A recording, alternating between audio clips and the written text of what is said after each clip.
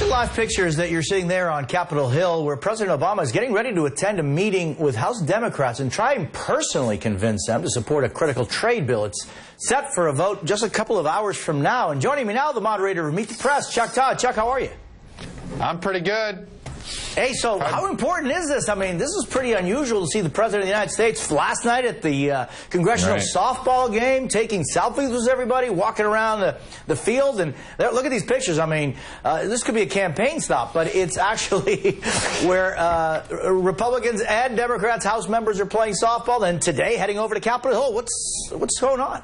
Well, I tell you, Jose, the fact that a presidential visit to the Hill is considered rare in year 7 of a presidency is a reminder, I think, of just how much this administration in particular has struggled managing congressional relationships on either side of the aisle.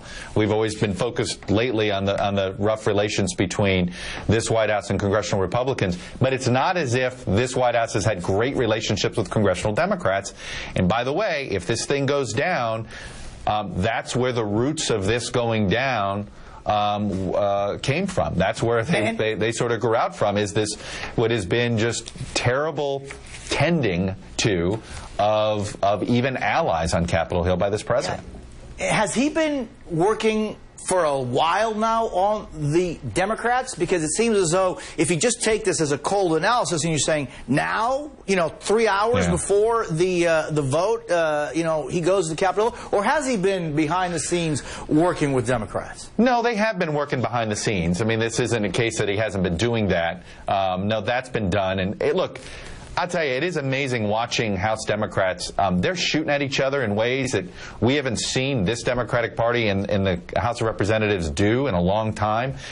Frankly, they look like the way they look like the way the conservatives in the House caucus fight with each other normally and make John Boehner's life miserable. You're now seeing that same effort, I think, playing out here. And look, we do know a majority of House Democrats are going to be against this deal, and I think part of it is while Labor has less influence today in American politics than they've had since the creation of the movement as a political force. Among the House Democrats, they still have influence because of gerrymandering. So many House Democrats represent strong Democratic districts that Labor's threat of primaries and things like that have teeth because they can do that. It's similar to, say, a Club for Growth on the right, who really can't have an impact in a general election but can in a primary. And Chuck, let's talk about ISIS, this new policy.